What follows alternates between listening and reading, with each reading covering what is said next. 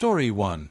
It was a Friday night and I'd gone to bed early as I had work on Saturday morning. After eating in bed for a bit I drifted off at around 10:30 p.m. only to wake up about an hour later to loud screams and people yelling profanities. I thought my girlfriend was watching a movie with the volume way up, and I went out into the lounge room to ask her to turn it down a bit instead.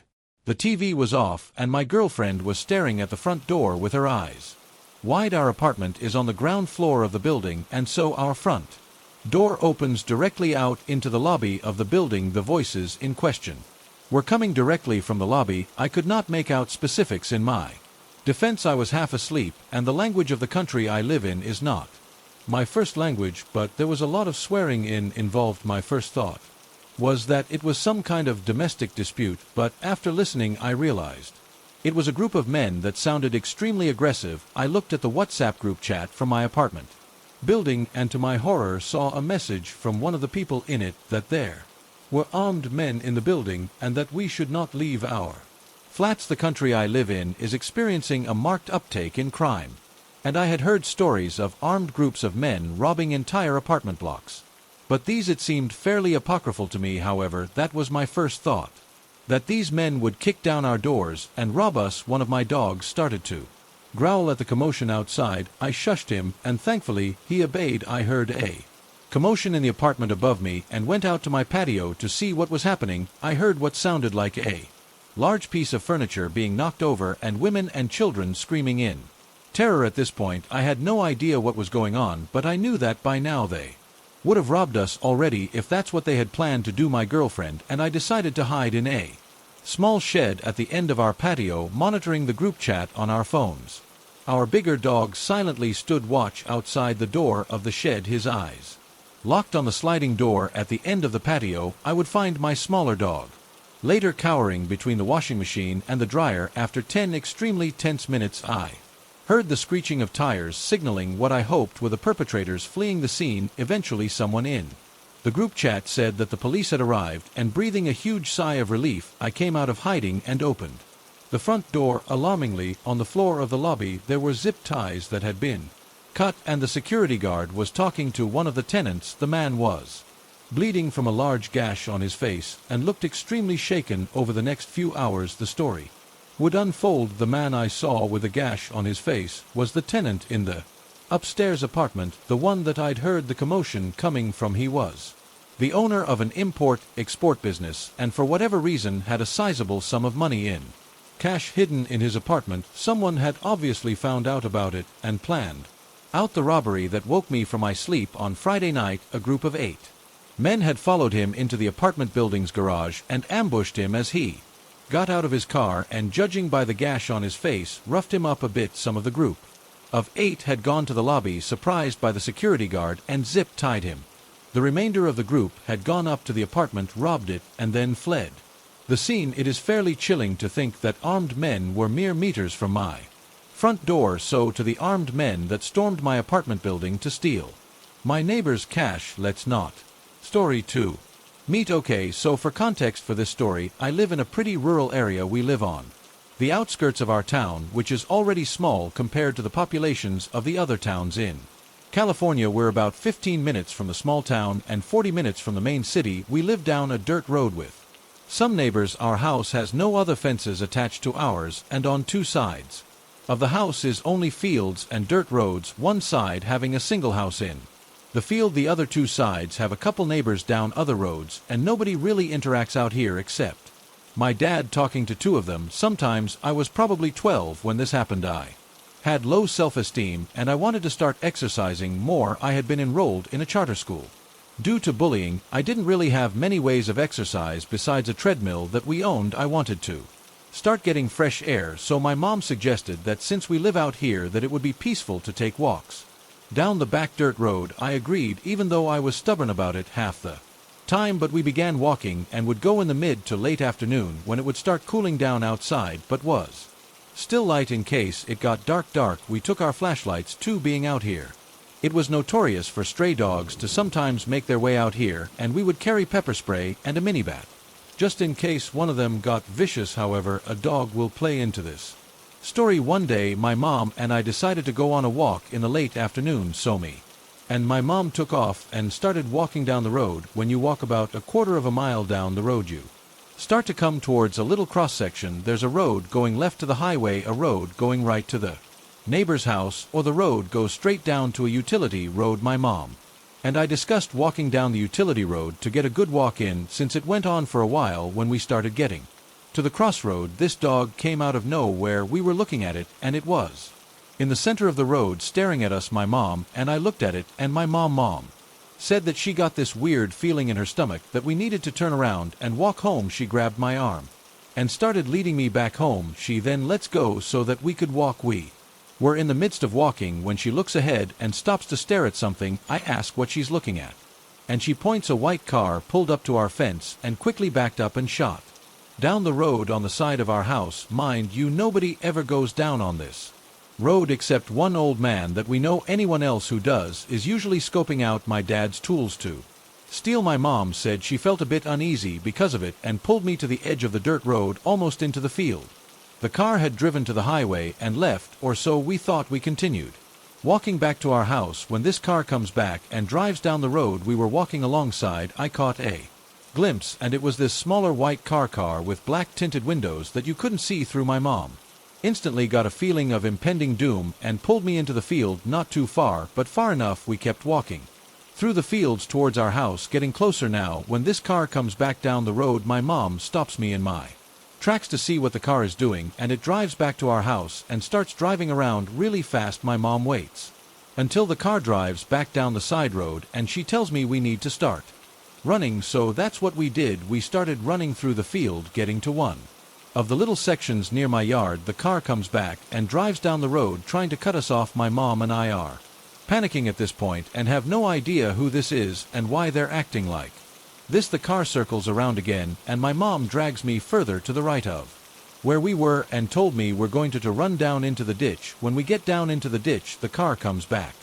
around and pulls to the edge of the ditch where we were. The front of the car was facing us, and all I could think about was if it drove down, it would hit my mom and I and probably kill us. My mom quickly put her arm in front of me and stood dead still while I was literally horrified and dropped our flashlight and my bottle. The car was getting ready to drive where we were, and then suddenly they backed up and drove around the yard, going back down the side road to the highway. My mom and I felt like our souls left, and she tells me to run, to not look back, and to get to the front gate. I run up the ditch, feeling my heart pounding. I run around the yard and towards the front gate, flinging it open, and I started running towards the front door. I did not hear my mom behind me. I was running to the door to open it. Right when I looked over, I saw the car coming back down the side road. I ran into the house trying to catch my breath. I saw the car drive down the road, and I didn't see my mom, so I was panicking. I ran towards the sliding glass door, and suddenly my mom comes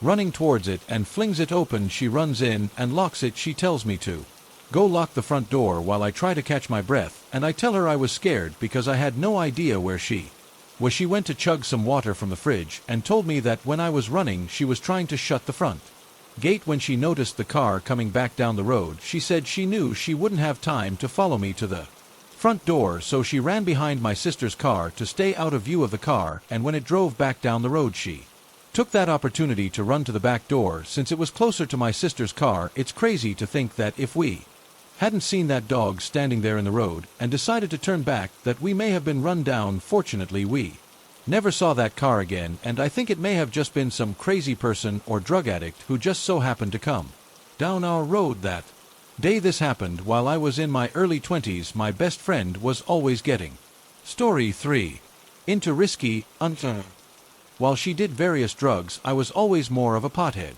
When they said pot was a gateway drug, I believe it's true to a certain extent with those who have addictive personalities. She definitely developed an addiction issue later on. My friend's name was KK. She was always down to meet people. She used to friend random people on Facebook or Instagram. She would ask me to hang out, so that way when she met people, I was the buffer just in case they didn't like each other. One day she came over to my house unannounced and was like, "Hey, let's go to my uncle's house," because her aunt was there and her aunt had some goods. Her aunt's house happened to be down the road. Her aunt and uncle were known as dealers in the area, so we went. When we got there, she was like, "Hey, I met this guy online. He goes by Joey Crack." Then she shows her And his pictures, and it was a WID set man with a red goofy face corn rope, braids, face tattoos, and a gold grill. I laughed and said, "Wow, Kay, you really know how to pick him." She had already invited him over, so upon his arrival he comes out of nowhere and just walks right up to Kay and gives her a hug and gives everyone else there a kiss on the cheek.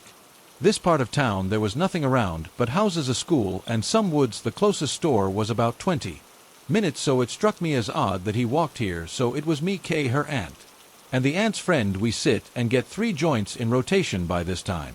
Both her aunt and her friend are high as a kite on coke. They take a few puffs, then go inside the house, leaving me, Kay, and Joey crack outside. Joey then starts asking us questions like how we know each other, what we do for a living, and some other stuff. It was getting late, so I was telling her I was going to go home. She was like, "No, don't go yet." I told her I was tired and that Joey is weird, and he kept low-key hitting on me. She then tells me he asked to sleep with her and he wanted to ask her if I was down. I laughed it off and said, "You're crazy," and after a while of silence I deflected and heard some noise that was in the darkness. You hear that? After a little bit of small talk between him and Kay, he then learned that neither one of us was interested, that what we were doing was just hanging out. This then turns the mood and you can feel it.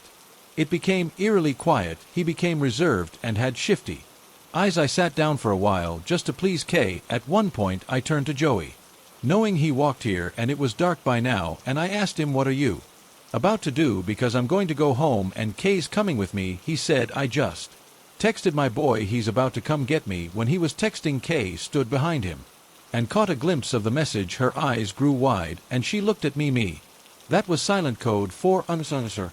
What the Kay broke the silence and said, "Hey, come help me get this thing from inside to bring it out." So I did. We went inside and she said she was going to call her uncle so he could take us to my place. I questioned why my house was about 10 minutes away. She said that when she saw Joey text, he sent whoever was coming to pick him up the information of all of us here. He noted that her aunts were high on coke and that we were high and our age. He was telling his boy to come over to basically rob and assault us. He caught dips on the blonde one. I was the blonde one. Every hair stood up on my body with the thought of some gross goon trying to have his way with me. I was mad because she got me into this. Came back out and continued our conversation with him so he wouldn't get suspicious. She mentions out loud that her uncle was on his way home. As her uncle pulls in, a sigh of relief comes over me. They speak briefly and Joey then departs into the darkness. Before his ride even shows up Kay, and I get a ride from her uncle to my house. On the ride, we noted how weird Joey was. Later that night, as I was going to bed, I check my Facebook and I have a friend request from Joey and a message, "You're so pretty. I would love some alone time with you. Without your friend." The message ended with his number. I never blocked someone so fast. After this, Kate didn't learn her lesson, but that's a story for another time. A week later, Joey was in the news. He was wanted for sexual assault, robbery, and drug possession. A.B. bullet well missed on my part. Joey cracked. Let's never meet. Story 4. Again, I recently bought my first home, but being on a budget, we had to settle for an older home. It was built around 1951, and the whole neighborhood was built around the same time frame. During the home buying process, we worked virtually with our real estate agent as we were in an entirely different state. Come move-in time, I could tell that the house had an energy about it, nothing necessarily malicious, just a sort of change in the air that comes with a house 72 years old. As we begin to explore, we find an odd stuffed toy rabbit in the attic. My wife and I are both superstitious, so we decide to leave the rabbit where it is and not touch it. Come several months, I begin thinking more and more about the rabbit for reasons unknown to me. Suddenly a name pops into my head, Chester McDonald. I think this is weird, and I tell my wife. She thinks nothing of it, just that it's a bit strange, and jokes that they probably died on the property. I do a quick Google search and find a younger-looking man with the same name who lives in the same city, but think nothing of it. Why would I contact them just because of their name anyways? Fast forward to a day ago, and my wife tells me that while I'm at work, an older man approached her while she was washing her car. She's friendly to him and says hi, but is in no mood to talk. She resumes washing our car, but after a minute or so realizes he is still there, so she starts chatting with him. Turns out he grew up in this house, so he tells my Wife all about it and about how great it was to live in the house. She takes him to the backyard and he tells us all about it, everything from the fact that his dad built the shed we have in the corner of our yard to a little stone path I recently found and began excavating, and my wife is thanking him for his visit. She asks him what his name is. The next thing she told me sent shivers down my spine. His name is Chester McDonald. I have no idea why I would have this man's name pop into my head, and I'm honestly pretty freaked out about it. It wouldn't be the first time I've heard someone's name before. It probably doesn't mean much, but I just thought I would share it. Story 5. So I'm a broke college student, and I thought I could start a handyman business and make some money while I'm at college. I posted an ad on Craigslist advertising my skills, construction related skills. Anyhow, a guy wanted me to fix his cash register in stereo. I drive over there and fix the cash register. It turned out to be a loose spring, and while I'm there he wants me to help him rewind his VHS tape. Quote, I can't see the rewind button. I push the rewind button and it's this guy on Guy vintage adult tape. Anyhow, I figured it was just an accident, and I chatted for a few minutes with him. I said I would take the stereo home and see if I could fix it, but I got paid for the cash register and left. When I got home, I checked my email and found this. Hope you weren't insulted by the VHS film I turned on. I had forgotten I'd even had it, as I threw my whole library from our video store away.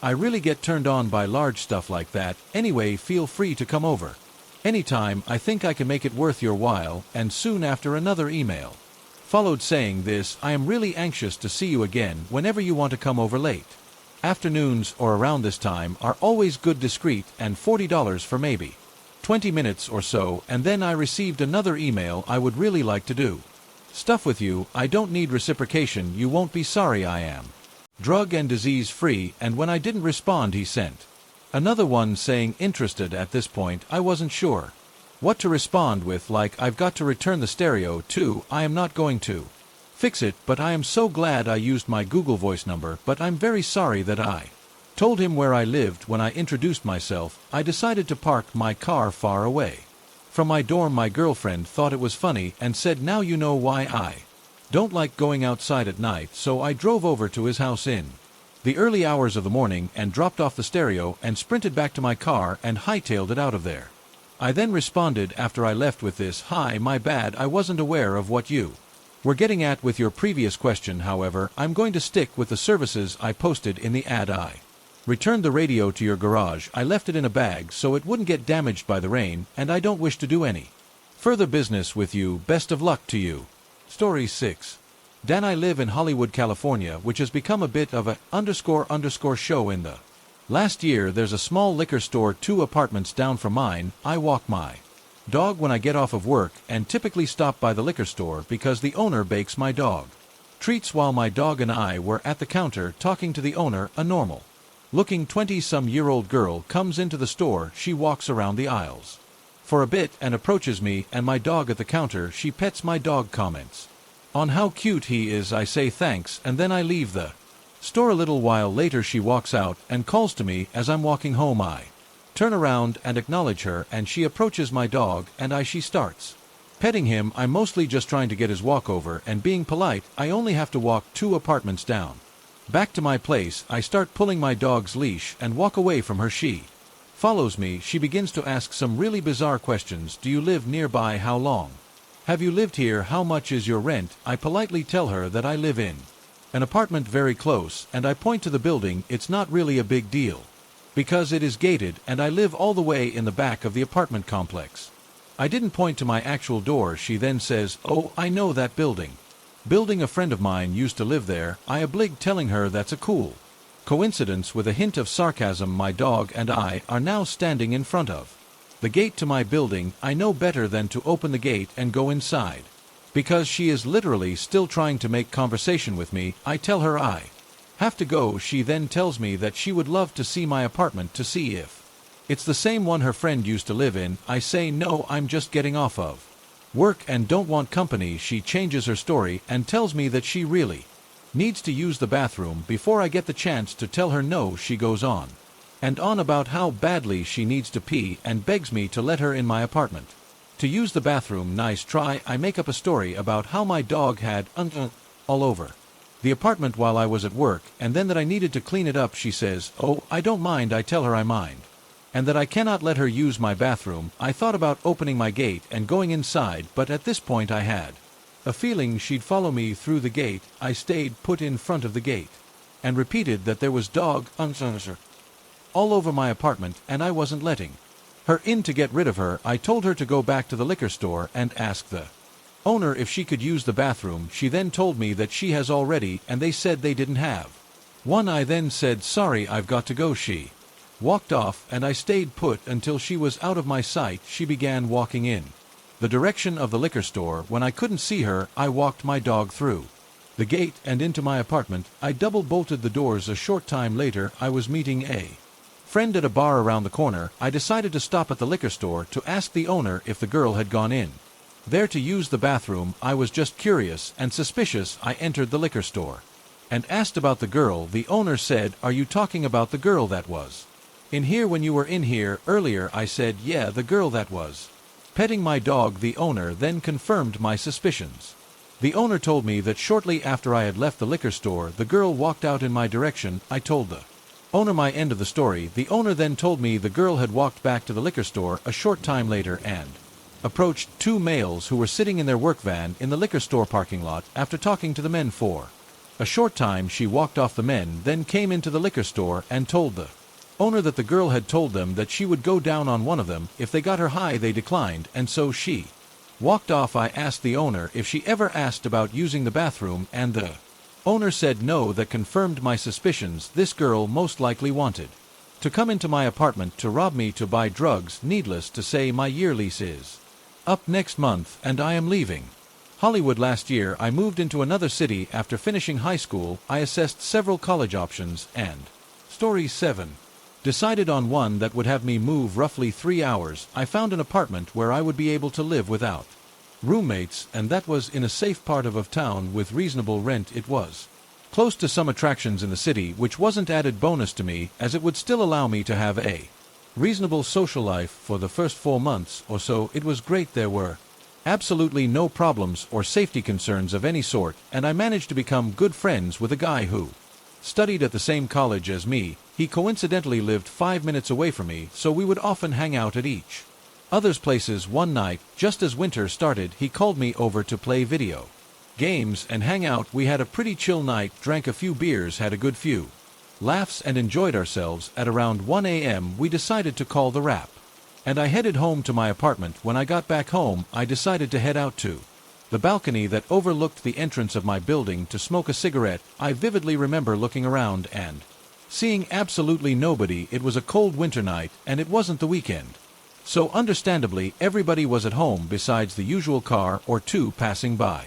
It was dead quiet. Once I finished my cigarette, I decided to call T-night and got ready for bed. I was understandably confused when I heard a short ring on my doorbell. I stood in the center of my room for a solid few seconds as confusion and a little bit of fear set in. I snapped out of it and decided to tiptoe to my door and to just try and hear if anyone was outside. My immediate thought was that my friend came over to drop something off that I might have forgotten, but I thought to myself that he would have texted or called me. I probably listened for half a minute or so when the person once again rang the doorbell and then softly knocked a few times. I was stood still and didn't want to make a sound so that I wouldn't give away the fact that I was at the door. I heard the stranger pacing around the apartment for a few seconds before he stopped. I waited for any sort of noise, but it was quiet. That was when I had decided to look through the peephole to see that he had hopefully left. I picked up the cover of the peephole and took a look. My legs pretty much went numb as I saw a hooded figure looking straight into the peephole. He was holding the zipper of his hoodie so as to cover his face. All I could really make out was his forehead and eyes. He must have either heard me lift the cover or my heavy breathing, because right away he moved from the peephole and said, "I know you're at the door." By this point I was pretty much shivering in fear, but mustered up the courage to say, "I'm calling the cops, man." He laughed and said, "Sure thing, big guy." He proceeded to wipe away the door handle with his sleeve before walking off. I understandably called the police. When they came over, they informed me that I wasn't the only one. He had been doing this for at least a month, and they suspected him of at least one home invasion where a father chased him out. Of the house I crashed at my friend's house for a week or so after this before. Going back into my apartment, it's been a year and I haven't heard any news about him. He could have been arrested by now, but as far as I know, he hasn't been. I find it more likely that he simply moved to a different area. I'm not sure if he had any violent intent or not, but either way, let's seriously not meet again. Story 8. This is nowhere near as creepy as some of the other stuff I've read, but it's still very strange, and I have no idea. My friend D and I, both 17, are cruising around our local area in his new car. It's important to note that D had not passed his test, nor had the insurance. Therefore, we usually drove around at 2 to 3 in the morning. We pull up to our local petrol station to get some cigarettes. I had to go tea and didn't get ID, so we came here fairly often. As we pull in, this fairly built guy asks us to roll down our window. We roll down our window and get chatting to him. He tells us that his wife is very angry at him because he's on a bender and can't get home, that he's desperate for a lift back. He then offers us £500 for a lift to a city that's only 40 to 50 minutes away. I'd be lying if I didn't say that our dumb 17-year-old brains immediately thought this was an easy payday. Then the reality set in that we were driving illegally, but we didn't want to tell him that, so we politely declined his offer. He then gets really insistent that we have to give him a lift. Really insistent. I finally realized that surely he can just get a taxi. The guy working in the garage would definitely call him one, and it's not like he's short on cash, nor would the taxi even break 100. So I say this to him, and he genuinely has no answer to it and just insists we give him a lift. I offer to book him a cash taxi, and after many attempts of convincing him on how much cheaper it is, he accepts. We say we're leaving now, as we were both weirded out, and he just turns to us and says, "You guys are ___ idiots." We just kind of smile and then start driving. Out of nowhere, a guy with an even bigger build runs at our car and just throws his drink all over D through the open window. Obviously D is fuming and jumps out of the car, and I follow. We walk up, and the guy that was talking to us is profusely apologizing for his friend's actions. I remind D that we're driving illegally, and the last thing we want is to get into a fight and have the police called, so we get back into the car and drive off. We also cancel his taxi. The rest of the night we were just trying to make sense of what had just happened. It never sat right with me. I don't know why he was so insistent. Maybe when we took him to his destination, he would just jump out and wouldn't pay, so he would get the ride for him and his friend free. It could have been to rob the car, but then knocking out two fully grown lats for a beat-up car just seems like a lot of effort. I've always been genuinely curious as to what would have happened if we accepted, and how bad of a situation it could have been. Friday night, my friend and I stopped at my regular gas station to pick something. Story 9. Up, I pulled up and left her in my passenger seat with the car running and asked her to lock the doors. When I came back out, I went to open my car door and she let me in before telling me that less than a minute before I walked out, a man came out of the gas station. My driver's side was facing away from the gas station, and he walked up behind the car, but between the gas pump and my side, and he tried to open the back driver's side door. When it didn't open, he kept walking, made eye contact with my friend, and then went and got into the passenger seat of a truck parked nearby. As he was getting into the truck, she saw me walk out. It's worth mentioning that the city I live in is the top sex trafficking city in our state, and our state is the 9th largest sex trafficking state in the USA. At this point, I'm already pulling out of the gas station and getting the hell away from these people when I stop to turn right out of the gas station. My friend yells at me, "Holy, they're following us there. Understand, following us." I'm not having this, so I whip a right turn and head for the highway connection. They are still behind us, so I end up pulling some fast and furious type, driving to put as much distance in vehicles between us and them as possible, while telling my friend to find the nearest police station. When she puts my phone up on the stand in front of me, I look at where we're going and decide to take a longer way that doesn't make sense to take if you're going to the area we're about to go to. Well, they continue to follow us. Finally, we merge onto the highway and get some vehicles in between us, but they're driving recklessly to keep up behind us. Finally, I cut in front of a line of speeding cars, and we lose them until we get to the police station. We ended up sitting there for a while, digesting what happened before checking the exterior of my car for anything they may have put on it. We then take another roundabout way to go back to my house, where we'll pass the gas station again, but where it gives us enough time to notice if they followed us again. As we pass the gas station, we see that the truck is parked in the parking lot of the shopping center behind the gas station facing the road that we taken the last time we pulled out. I ended up going to a church near my house. To avoid going home, we called 911 and then filled the operator in on everything. Since then we've heard nothing back, and I've been anxious every time I leave my house, especially after dark. It's almost like I have this weird feeling that I'm being watched, even though I know it's in my head. No thank you. My mom was born and raised in the high country of East Central Montana. She Story 10 came from ranching people, and her father, my grandfather, was a genuine cowboy. She often did work around the ranch with him, so not much shakes her to her soul, except for what happened when she had to run into town when I was only 8 months old. This happened in the middle of a sunny summer day. The ranch she was raised on was almost 2 hours away from the nearest town. You had to drive north on a highway for 30 minutes, then you had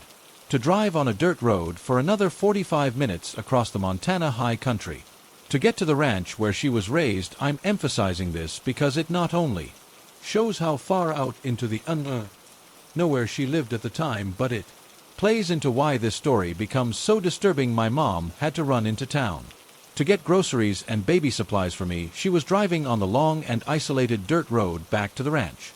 When she reaches into her purse on the passenger seat to get something, it slips out of her hand and into the passenger footwell. Fair enough, she then has to stop the car so she can safely retrieve what she dropped. She grabs it, and as soon as she sits back up, she looks into the rear view mirror and sees a man about 100 foot behind the car running at her. Needless to say, she puts the car back into gear and gets the hell out of there. As she's looking back at me in the car seat, making sure that I'm okay, she sees the guy give up running after her and run back into the ditch to hide. Of course, when she gets home, she tells her parents about what had happened, and they are stunned. Here's where it gets disturbing, at least psychologically. My mom didn't see any cars or trucks parked along that dirt road for the entire way to the ranch. She also didn't see any people walking along the highway or the dirt road, which raises even more questions. How did he get out there? Why was he out there? And even more disturbing, what would he have done to my mom or an 8-month-old me? The more I thought about it, the more disturbing it became. Was a quote from my mom. I've only asked my mom about this story twice. After the second time, she tells me to never ask her about it again. And I completely understand why I get messed up thinking about it. I can only imagine how she felt having directly experienced it. This happened when I was quite young, maybe around the age of 7 up until the age of Story 11, 13, but essentially I'd regularly hear footsteps running back and forth and down the hallway at certain times during the night. It was unnerving, but I didn't feel threatened by it, if that makes sense. I'd gotten used to it, but then something changed where if I was sitting in the living room alone, there would be footsteps again, this time much slower, and I'd feel something watching me from the doorframe. I'd look back over the sofa, and I knew something was there. It felt like something was checking on me again. Not that I felt scared, and it felt comforting weirdly enough, but it went on for a good few years whenever I was alone in the living room, chilling. Another example too was when I was around the age of 15. It was the middle of June, and I had my nightlight on. I think it was around 10 p.m. My bed was in the middle of the room, just a bit away from my bedroom door, and my room was always left a little ajar with the hallway lights still on, and initially I thought I had sleep paralysis, but I could still move, and I heard something whispering loudly right next to my ear, and it was saying my name repeatedly, and it didn't stop. It felt like it was pressed right up against my left ear, saying it in this deep voice. I was genuinely terrified because I didn't know what the hell it was. I remember covering my ears, but it got so loud I started screaming hysterically for my mom. I had never been in so much fear like that since then, and that continued for the next 2 years, initially in my bedroom and then around the house, and I'd lock myself in the bathroom waiting for my mom to come back from work because I could hear it in other rooms. I'd put earphones in and it would muffle it somewhat, and then eventually outside of the house to some capacity it became like a mumbling and less like my name. Over time I did have bad mental health at the time, and it was eventually put down to auditory hallucinations and visual ones too, because I kept seeing blurs of black darting across the house back then. But honestly, although I felt comfort knowing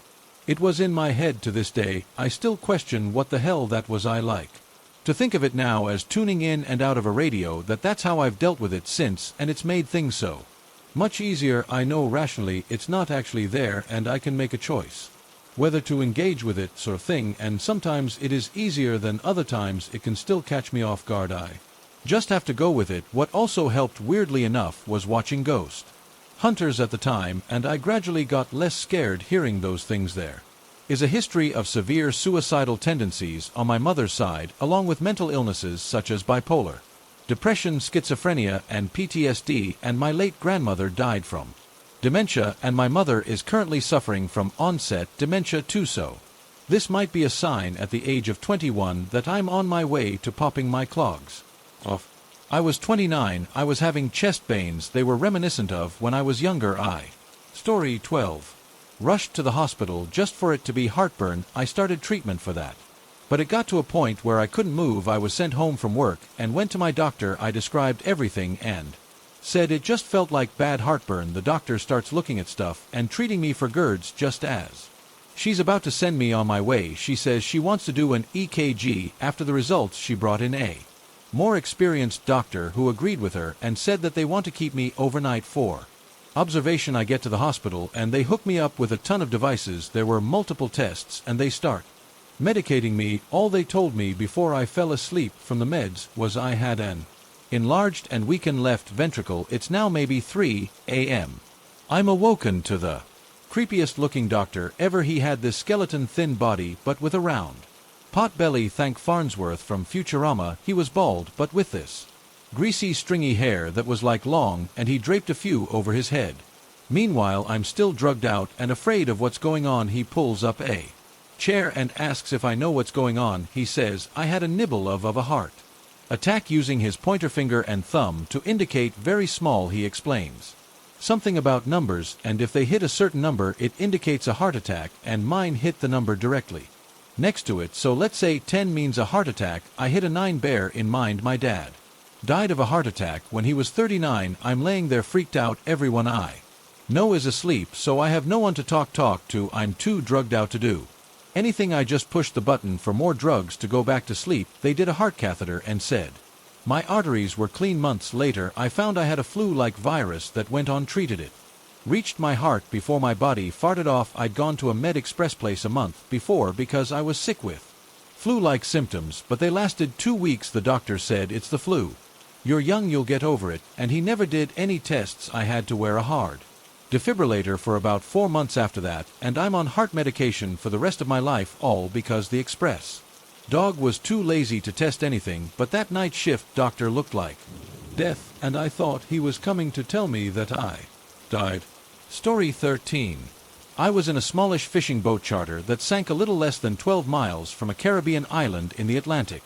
From the first sign of trouble to looking straight down at the boat slowly sinking beneath the surface was only about 10 minutes time. Trust me when I say that's an image I'll never forget. A white sport fisher being swallowed by the dark blue beneath me. When boats sink, they sink somewhere in the chaos. The captain called his friends in the marina before the boat sank, so we waited there just drifting for a while, collecting any floating debris we could hang on to. Fortunately, we had life vests on, otherwise I'd have no doubt we'd all be dead. 2 hours pass, nobody comes by to pick us up. Clouds and rain are more frequent, so we lose sight of the island occasionally, and I finally convince everyone to agree to start swimming towards the island. I know the best thing to do is stay together and not move, but the island didn't seem too far away, and it was obvious to me that nobody was going to find us at this point. Just as we start slowly moving, a helicopter comes and hovers somewhere between us and the island, presumably over the coordinates the captain gave his friends. I swim my ass off towards that thing, and in doing so lose sighted the captain and first mate, so now it's just me and my sister, and then the helicopter leaves. That sucked, but given the weather there was almost zero chance of them spotting us unless we were right under them. We decide our best chance at survival is to keep swimming towards the island the whole time. It's rainy, cloudy, rough sea, and much of the time we can't see the island at all, and we use the wind as our directional guide. That sensation of not being able to see anything but gray skies and waves with nothing to grasp onto was the toughest part. We did see another helicopter before nightfall when the weather started clearing a bit, but it was way too far away from us. Nightfall is also When we can tell that we actually made progress and we're getting closer to the island with the darkness changes all. That is all we could look at were a handful of lights on the island and a bright spot that was probably a resort 7 or so miles to the north. Fast forward to maybe 2 or 3 a.m. some 15 to 16 hours.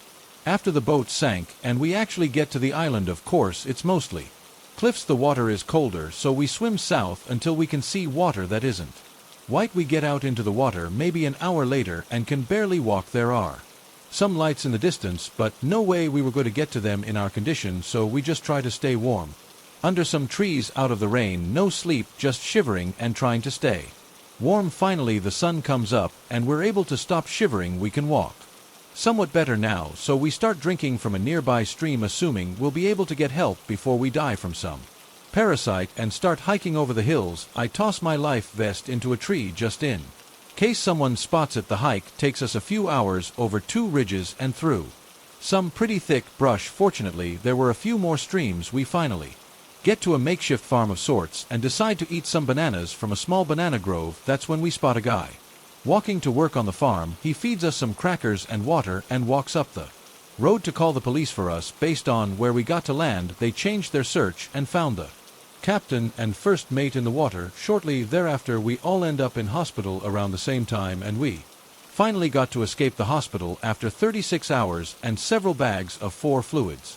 There's a lot more that happened in that whole 72-hour period, but you get the idea. Funny thing, we went back about 8 months later and tried to get a boat to take us out to where we got to land, but they said it was too dangerous. It was all over the news for like 2.6 minutes, like everything these days. Even though we all survived, I still have PTS from that event, which sucks. It's pretty well triggered when I'm on the water and it's stormy or in planes and it's turbulent, but PTSD be damned. I'm planning on buying a sailboat by the end of the year and sailing around the Caribbean in Central America, and if I can't get enough blue water experience, maybe across the Pacific wheel. See, I hope you enjoyed that, guys. If you have a scary story you would like me to read in an upcoming video, this is one way to help me guarantee variety in the stories I share. You can email me or post it to my subreddit. I'll drop the details in the video description. Thank you all for listening, and a special thanks to my patrons and channel members who now have early access to Adri videos as well as other behind-the-scenes content. Thank you to Gloria, Ashley, Jacelsa, Rundle, Merciful, Humming, Carol, Safrano, Melissa, Moore, Dixie, Busby, Michelle Green, Misty Raker, Michelle Brooks, Lavina, Cordelia, Kirby Harris, Angie Lindop, Rebecca James, Mason Hayes, Chelsea Muffet, Lisa Apprentice, Michelle and Kevin, Amanda M, Rebecca Morris, Yennefer, Jessica Leigh, Brock Ballard, Kim Thompson, Angela Reeves, Sher, AGI, Nathan Shadwick, Nicholas Johnson, Samantha Place, Cheryl Duckworth, Scoutin 405Z, Harris Ladylike 13, Ventura, California, Elizabeth Mays, Alexia Tuttle, Marshana Rainey, Wells upon Mary, Wright, Jessica Copperfield, Zoe D, Danielle Shaw, Jane Wiggins, Tara Harris, Mary R, Callie Townsend, M, Deshawn Edmondson, Kimmy L, Wendy Maris, Confessions a Cleaner, Megan Abrams, Miss Tycoon Stephen, Sloan, Christina Myway, Ashley Bray, Mattis Ayler, Danielle, Tina Marie Heckman, Amal Garner, Lisa Radford, Deborah Malay, Connie, Sue T, Adwell, Diana Johnston, Vampy Debs, Jasmine Davis, Erica Air, Fox, Mulder Ram, Beltran, Tina, Nick, Bosie, Sarah, C.H. Neal, Kavanaugh, Tiara Sanders, Timothy Stratton, Jennifer Jenkins, Lloyd Rash, Maribel, Deluna, Michael O.M., Ollie, Marissa, Kuro, Amber, Hops, King, Slim, Justin, Beast, Gillespie, Joy, Dana, J, Blee, Anna, Stephanie McLaren, Lumini, Kami, Skin Crawler, Adara Bella, Place 2006, Michelle Welchman, Dana B, Lisa McDonald, Clar, Scott Madison, C, Wasp, Sting, Jennifer J, Ashley Liliat, Lee T, Wyatt, Gina Laura, J.K. 6, Venzio, Donna, Joey Big, GSC, Tan Spaghetti, Wailo King, Matthew, October, Gypsy, Lisa, Ollie Thomas, Build With Me, Letitia, Fran Devs, Insomniac Cats, Stephanie Summer, Rebecca Tyara, This Bad, Kitty, Your Pay Piece, Dilly Laney, Tripping Balls Through History, Samantha Erica, Alyssa Tracy Kellens, Place, April James, Earn Jen Joy, Handout Pegasus Genesis, Karen Kitty V, Barry LJ, Fiona Xbox, Scott, I Like Booty Monica, Level A Chris and Anna, Holly Spry Kimber, Jasmine Centik Heather Haven, Kitty Cat Luna 2 ADHD, Aurora Janice Cinderella, Baby Borderline Betty Lady Draco Erica Nicole Snowball Rena Melanie the Honeybee 987 Pretty Girl 215 Ryan Brooke Wendy Grafty Cal Tina Aina Vampy Debs Patricia Amber Krista Brenda Absent Alice Chrissy K Spider's Web Oh La La Andrea Sue Monique Shaw Gorman Emma Lisa Sigma Cube X Greg Chelsea Amanda Jane Sam Zep Tay Sarah C Austin Tan Lil Smart Jenny Gabrielle Fire 5 Sarah P James Gargan Gemma Allen Monica Level A and Alex. I hope you're doing well, guys. I'll see you all on the next one.